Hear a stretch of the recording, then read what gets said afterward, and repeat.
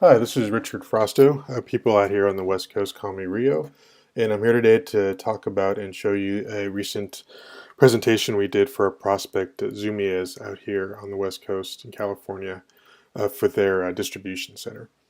So this is branded for that presentation. You'll need to rebrand it for your prospect. And the idea here is to kind of give a broad view of distribution centers and the needs that we've seen and heard around this area. So this conversation is geared towards sales engineers, and I'm going to be talking about some of the things that you can do in the presentation and how you can talk about this data. So the first thing I'll say is that the data is very limited.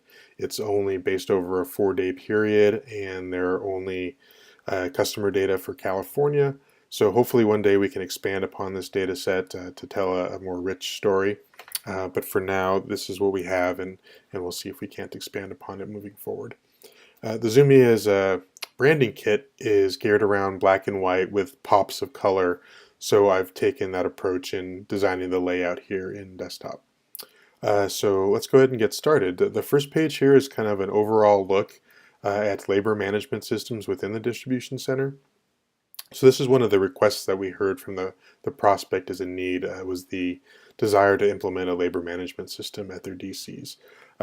One thing you'll want to speak to is the fact that this comes with the need to be fully aware. So one of the major opportunities in increasing your metrics at a distribution center is to employ a labor management system, but there can be a number of effects.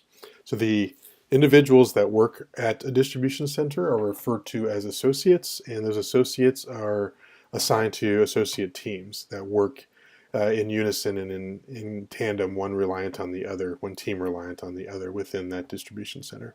So when you go ahead and implement a labor management system, there can be this view that Big Brother is watching and that people are going to be held accountable to metrics, and that those will only exist so that they can be told that they're not doing a good job and held accountable.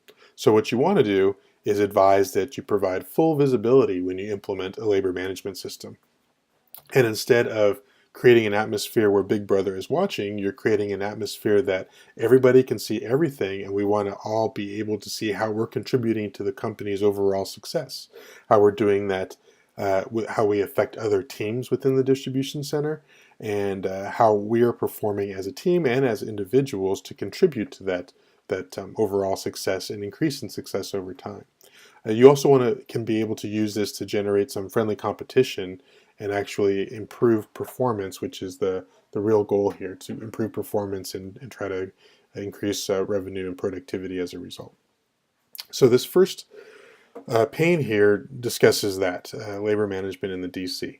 So this goes over a 4-day period, and we're looking at our last order date, the average units per packing. There's obviously more units in each package that leaves the distribution center, and then the average number of days that that package takes to ship based on when they were ordered. So the main metrics that we want everyone to be aware of are these total packagings, which are the number of orders that actually are leaving the distribution center, and then the average units per packing. That's the average number of items in a single package that leave the distribution center. And we have a grid over here, a graph to be able to show what is on time and what is not on time.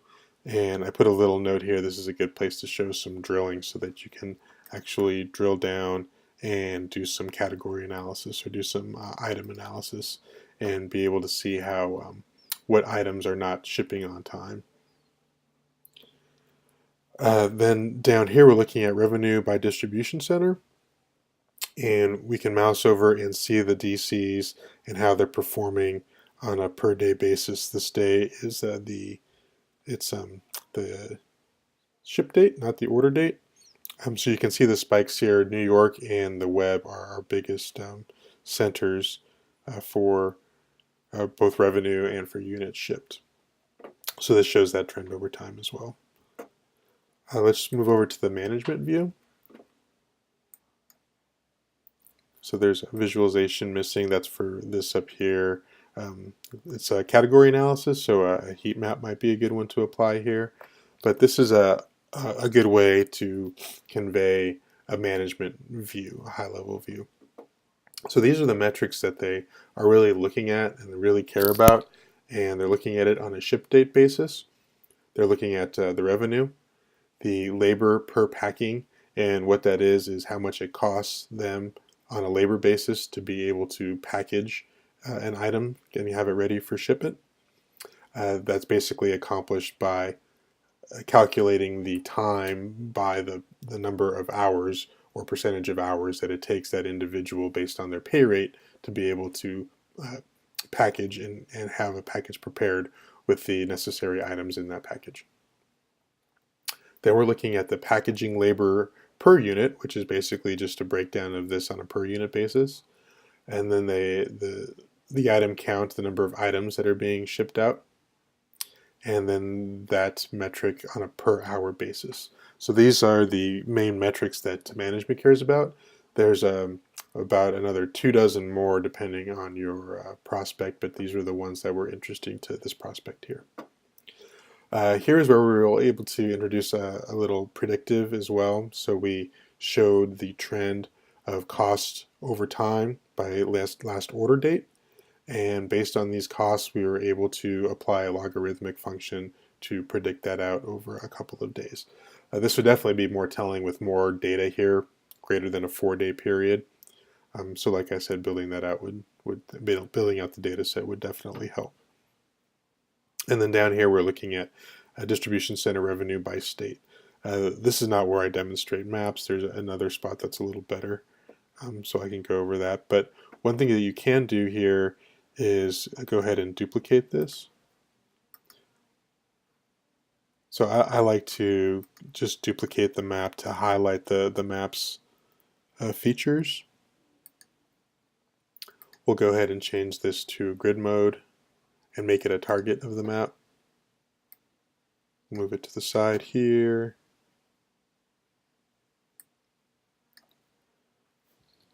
And clear out our thresholds. Let's recenter our map. And then we can use this as a way to both show them and demonstrate that you can use a map as a filter. And then you can demonstrate the multi-selector. So go ahead and select the West Coast and emphasize that the freeform selector is good for maps that don't have square and rectangular areas, and then show that the data set is being updated based on what you've selected in this map here.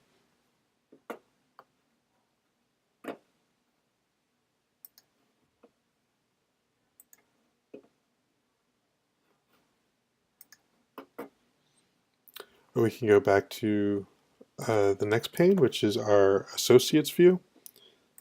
Turn these off. So the point here is to be able to, this could possibly be displayed in the associate lounge. And what we're trying to do is put all the metrics that matter to the associates and their teams in their face at all times, so that if they see the number of packings and the number of the average dollars of labor per packing, they actually have, if they see this on a daily basis, now they have some kind of point of reference to know what a good number is and what a bad number is. And we're also providing that by comparing to prior years a percentage, so they can see how they're doing. And pretty soon they look at this every day, they're vested in this performance and these metrics.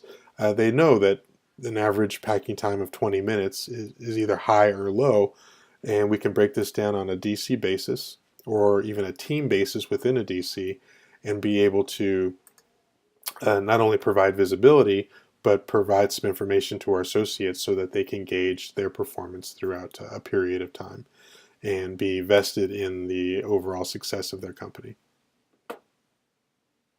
Another angle of that is providing rewards, or a contest, if you will. So this is my take on an associate rewards program, where we have a KPI here at the top. We can do this on a per date, per week basis. Of course, I only have 4 days, so I picked a per date. This is probably better to apply over a week or a month period.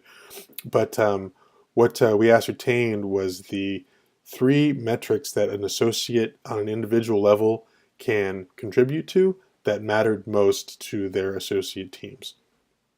So in this case, it was the most packages that associate packaged up, the most items as far as the items that were in those packages, and then the packing times. How long did it take them to put those items into a package and get it ready for shipment? So we were able to list out those employees, list out the rankings, and then give them the metric count based on the metric category. So the package count is listed here, the item count is listed here, and our average packing time in minutes is listed here.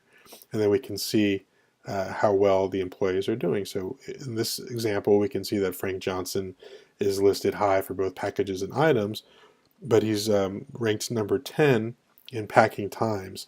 So it may be the case where just he might be getting a beneficial packing slip to help him jump to the top here. So what we went ahead and did and showed the ease of creating derived metrics is I created a metric on the fly called an efficiency score, which is really simple. We can go ahead and edit it. It's simply taking the order count and then multiplying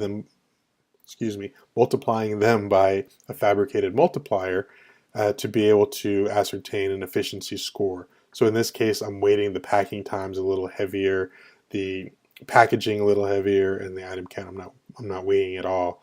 But this is just a quick and dummy way to calculate an efficiency score, create a derived metric, and show the customer how easy this is to do. And should your metric definitions or business logic for any of these base metrics change, it'll be dynamically updated throughout your derived metrics. That's something else you can speak to here as well. So in this case, our efficiency score indicates that Frank Johnson is on top of the list. So even though I weighted packing times a little higher, he's still doing such a bang-up job over here that he's still floating to the top. And then you can see this change if you select a different date. You'll have different players at the different top. So you can play with this and see different scenarios that might suit the story that you're trying to tell. And then here we have a quick little trend of orders versus prior year. So then we can move to supply chain analysis. And these next three panels were contributed by an SE colleague out here on the West Coast. So the first three were kind of based on associates view and labor management within the distribution center. And this is more geared around supply chain. So here we're looking at an order timeline. We can apply a filter here live either on all of these or on just this one pane. We have a select order date here just as a note to kind of guide, but this is a way to look at your performance over time by order count and by revenue. And here we're doing the exact same thing but basing it on ship date as opposed to order date. And then down here, this allows us to look at our shippers and who's most efficient and who's costing us the most, who's costing us the least. So we have three shippers here. MailFast is our standard mail. Pronto packages are for our larger packages. And Speedy Delivery is for our next day service. So we can see here that the percentage of revenue by MailFast is high. It's almost 96% of our contribution to total revenue, as opposed to Pronto package, which is just 2%, and Speedy Delivery, which is also 2%. And then you can see the contribution of the metric here is freight divided by revenue, so you can see which cost more to actually use. So the size of this one, MailFast, is smaller than Pronto package, so you can see that this costs more on a freight basis to actually ship things out. That's because they're higher or larger items. That's what we're using the shipper for, and these metrics indicate that this is making sense based on what we know we're using these shippers for. And then over here we have analysis of our distribution center performance. We're looking at the revenue and the order count here, as well as a profit based on our size. We included a customer analysis here as well.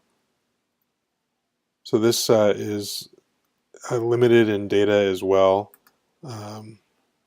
There's only customers for California, so if I pick any other customer or any other state, we lose our data here.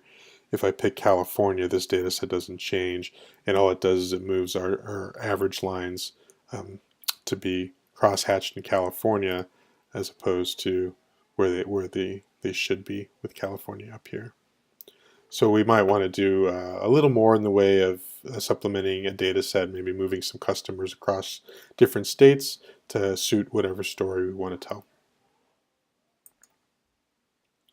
And there's some product analysis here with a selector that I don't think it's applied right now based on shipper. We can break down our profit by category. Zumiez is a skate lifestyle company, so the skate is the biggest category contributor. And we can see that here it's mostly contributing in the way of hardware, complete skateboards, cruisers, and decks. And then as we move down, longboards, ramps, and rails, and so on. And then we can see that our clothing lines, we can see where they're contributing as well. We can even get a deeper dive if we looked under the heat map down here, where I can see things like my hats are performing poorly, which this shows an area for opportunity because normally a skate lifestyle company would expect high sales in hats. So maybe you can look at your hat line and see what you can improve there. And then the last is a single visualization. This is specifically here to convey the visualization, and it's showing the relationship between distribution centers to customer states. So you can look for your large DCs. This one's based out of New Orleans, and it is servicing looks like 7 states here, Florida through to Miami. In Miami, there is a distribution center as well, and it's also servicing the Florida state. And then you can look at some smaller areas that are getting serviced, like Rhode Island, but it's being serviced by Boston, which is one of our larger DCs, and that's servicing a number of other areas as well. So that's it. Feel free to ping me with questions. I have lots of details on distribution centers and supply chain and labor management specifically within those, and a number of years of experience in this realm. So feel free to reach out to me. Thank you very much for your time.